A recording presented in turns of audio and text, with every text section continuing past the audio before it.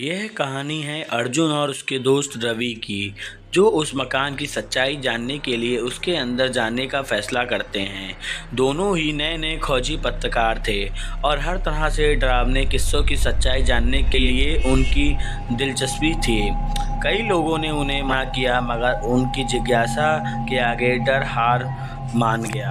रात का वक्त था। वो दोनों घर में घुसने के लिए पीछे के गेट से आए, क्योंकि सामने का गेट जंगला और जंजीरों से बंधा था। मकान में घुसते ही उन्हें ठंडी हवा का एक झोंका महसूस हुआ, जैसे किसी ने दरवाजे उनके लिए खोल रखे हों। घर के अंदर अंधेरा था और हर जगह धूल जमी हुई थी। अर्जुन ने टार्च जलाकर चारों ओर देखा, अब तो दीवारों पर खून के धब्बे और अजीबों सी तस्वीर नजर आ रही थी। ऐसा लग रहा था कि इस घर में भयानक चीज़ें घट चुकी थीं। धीरे धीरे उन्हें कुछ आवाज़ें सुनाई देने लगीं, जैसे कोई सीढ़ियों से ऊपर की ओर जा रहा हो, मगर वहाँ कोई नज़र नहीं आ रहा था। उन्होंने धीरे धीरे सीढ़ियों पर चढ़ना शुरू किया।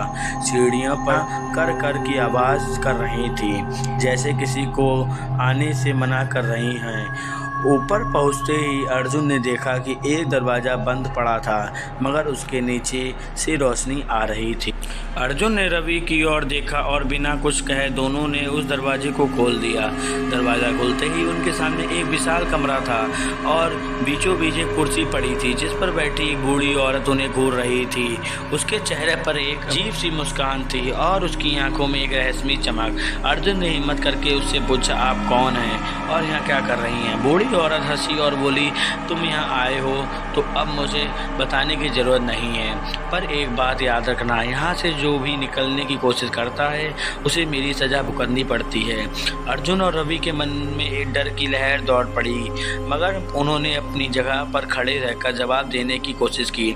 अचानक उस औरत की हंसी एक चीख में बदल गई और उसके चेहरे पर डरावनी झुंझुरियाँ उभर आईं। उसके कान हो गए और उसकी आंखें खून जैसी लाल हो गईं। रवि ने अर्जुन का हाथ पकड़ा और दोनों वहां से भागने लगे।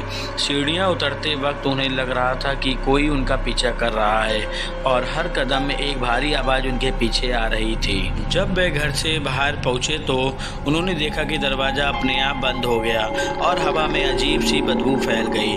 भागते भागते दोनों ने सोचा कि अब शायद वो बच गए हैं, मगर तभी अर्जुन के शरीर में अजीब सी सनसनाहट होने लगी। अचानक उसे ऐसा महसूस हुआ जैसे किसी ने उसकी पीठ पर हाथ रखा है।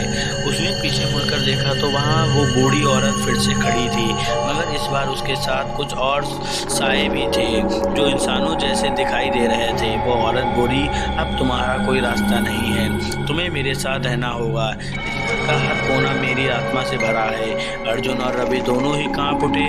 उन्होंने भागने की कोशिश की, मगर पैर जैसे ही जमीन पे थे।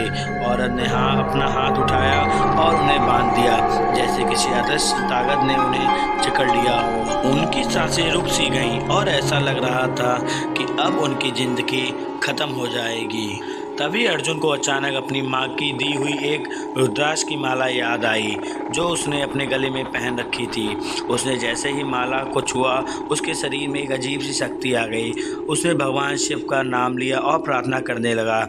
उसकी प्रार्थना का असर ऐसा हुआ कि घर की दीवारें से सफ़ेद रोशनी निकलने लगी।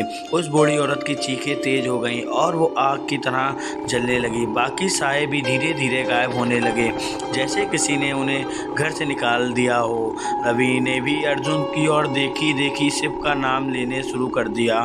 थोड़ी ही देर में दोनों ने महसूस किया कि उनका बंधन खुल गया था। जैसे ही उन्होंने शिव का नाम लिया, घर की सारी डरावनी चीज़ें गायब हो गईं और वह घर के एक साधारण घड़ी की तरह दिखने लगा।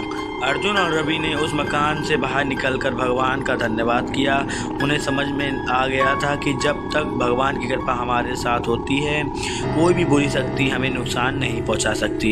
इस कहानी के अंत में अर्जुन और रवि ने ये सीखा कि भले ही कितनी भी डरावनी माहौल हो, अगर आपके पास विश्वास और शक्ति है तो आप किसी भी भूत या ताकत को हरा सकते हैं। ऐसे ही कहानी सुनने के लिए हमारे चैनल को सब्सक्राइब करें।